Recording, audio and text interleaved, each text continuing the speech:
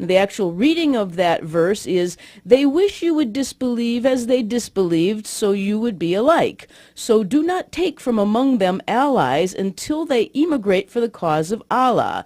But if they turn away, then seize them and kill them wherever you find them, and take not from them any ally or helper. Now, the verse before that, which would be 4.88, says, and this is, I'm paraphrasing, for what is the matter with you concerning the hypocrites, that you have become two parties, while Allah cast them back for what they earned? Do you wish that you guide those who are led astray by Allah? And whoever is led astray by Allah, then never will you find for him a way. Now, how does that set up the context of those who reject Allah must be killed as a kinder, gentler way? I don't think it does. Well, you said it when you said that they set up the straw man. Right. And the straw man is to deceive. Because once you know the truth, you know that they are wrong. Then, and that's not because of hate. You find out that they're wrong. You find out they're wrong because they're wrong, not because you hate them. Right. And that straw man that they set up is always about hate. That's exactly right. And so you know, that's the thing that we have got to get people to understand. Just like I just read that Lindsay Lohan is talking about joining studying Islam. Yeah, right? yeah. Well, you know, I have a question to ask. If you're gifted with a good voice, do you become a freak? Or if you're a freak, do you have a good singing voice? Because it seems to me that these people with good singing voices are freaks. That's it. And she fits that category as well. It's really disappointing. Well, it's a high number of them. There really is. I'm going to take a call from Gary from Islam. We do have another important guest on the line waiting for us. That's Representative Curtis Bowers, who is the author and film director of a movie called Agenda 2. I want to talk to him in just a moment. But Gary, I want to say hi to you. Good morning, Gary. Good morning, Gary. Gary? Are you there? I'm here. Okay. You wanted to talk about Islam? Right. You made a lot of great comments, especially playing that part from Bridget Gabriel. But, see, our government is hopefully letting us down. We have a case study of the impact of Islam in Europe. Women can't even go out in their own streets at night. And they're bringing these people in here with the help of the United Nations, and they're sabotaging their own people. And this is criminal, and the government, our government, should be held accountable for their actions. Because we're not talking about today or tomorrow exactly. But 50, 60 years from now, they will rise up, and they will try to take parts of our country. There's no doubt about it. They've done it for centuries, and we have evidence, which you mentioned. Don't forget the religious organizations that are also in this thing with the United Nations and elements of our government. Right. Yeah, Christian organizations, the Lutherans and the Catholics. Yeah. Yeah, taking money to set up these refugee resettlement programs around our country, kind of without the knowledge of the people. Yeah. Good thing we have great men and women who have discovered what is going on. And the Catholic Church was at the forefront of this sanctuary cities nonsense, and with organizing sanctuary churches within the cities, and they are going to be, their hands are dirty from the. One last thing, we don't have enough prisons to put these politicians in. We'll have to build more. Oh my goodness! You know, I would like to focus on getting moral people elected into office. I really think it's important at the grassroots level that we take a look. But they have done a very good job of infiltrating both political parties.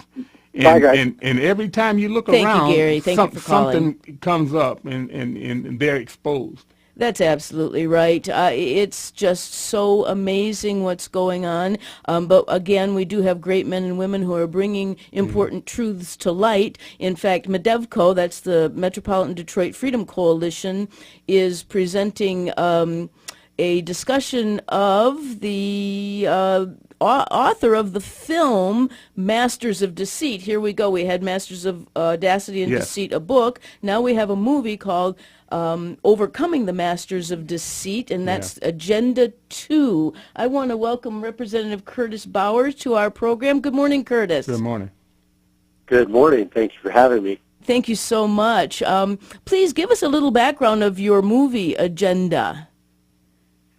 Well, the first film, Agenda, Grinding America Down, was kind of a history of how we've gotten to where we are, how the different people and groups that you're talking about today, how they got into position, how they set up their plans back in the 20s and 30s, and what they wanted to do to dismantle this country and grind it down from within. And the new film, the Agenda 2, the sequel to that film, it more than brings that agenda into today, just how the different issues are being used against us to try to finish off what's left of our country. Well, I know that you're going to be presenting this movie on Tuesday, April 26th at 7 p.m. At the Medevco meeting, and that's held at the Bruce Post VFW Hall, located at 28404 Jefferson Avenue in St. Clair Shores, Michigan. Now, I noticed, Representative Bowers, that you received a lot of flack from people in your state, and that is Idaho, correct? That's correct. I saw that they were, again, using the straw men kind of tactics of saying that you were against women and you were against homosexuals and you were against environmentalism because you were trying to bring to the public the dangers of our enemies. That's right. That's right. Just the agendas that were behind those movements, the movements they picked, always sound wonderful and noble and just, but as you dig in and pull back the curtain, you see, oh, wait a minute, that's not what this thing is about. They're just using those words to sell the action items that they think will help dismantle us further, or usually they don't have anything to do, like the environmental movement is just, you dig into that, you see the very actions they would claim would save the environment and help things that are green, are the exact things that would destroy everything that is green and would destroy the environment and, of course, enslave man by tying up all the resources of the world. So and you look at the key people, and most of them have Marxist or socialist backgrounds, so you realize, wait a minute, this is simply a clever repackaging of the old red, the red of the 20th century into new green packaging, but it has no heart for the planet or people or anything else.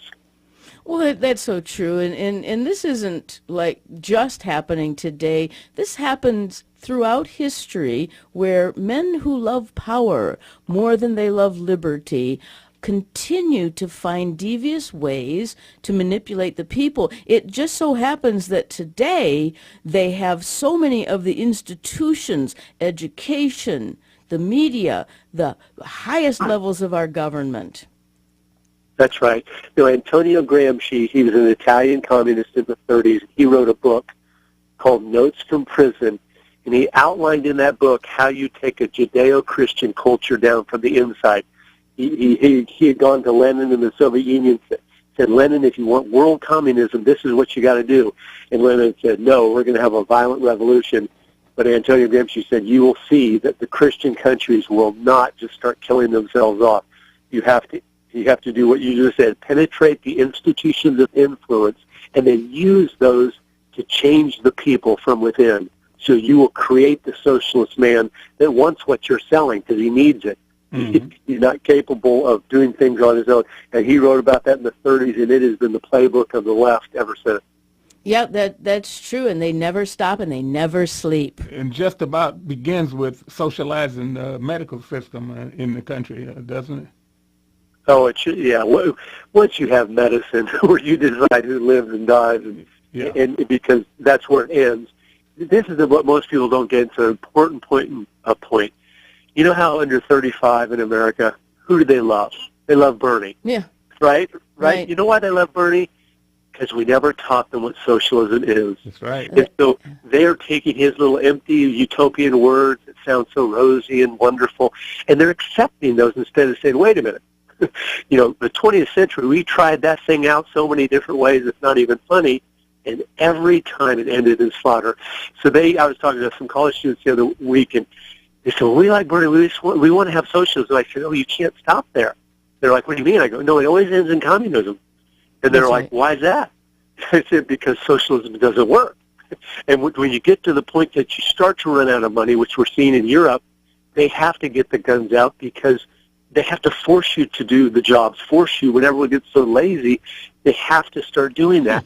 Or they have to start making the tough decisions. Like Representative with healthcare. Bauer, we're down to our last minute. I want to thank you so much, and I want to encourage our audience to go to the Bruce Post VFW Hall on Tuesday, April 26th at 7 o'clock. That's 28404 Jefferson Avenue, St. Clair Shores, and listen to this very wise man talk to us about some of the dangers that we have in our world today. Thank you so much for joining us. Thank you so much. Thank you, Phil. This has just been a wonderful time with you this morning. Again, I want to say, Del, give us a call. And did you have any finishing remarks? Just quickly, if you think communism is bad, wait till you get socialism with Bernie. There you go. And we do want to thank you for listening to us at Art of Michigan. You can contact us through our website, artofmichigan.com, and we want to ask you to have a great rest of the day.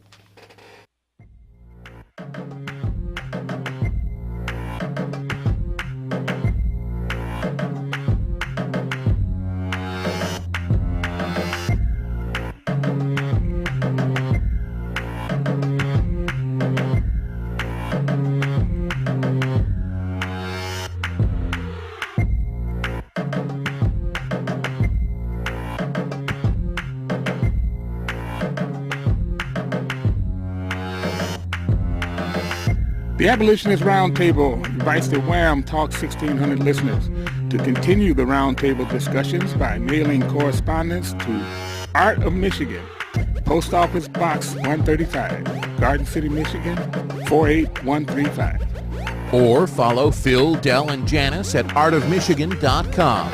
You can also send emails to artofmichigan@hotmail.com. And most of all, continue to listen every Saturday and tell a friend.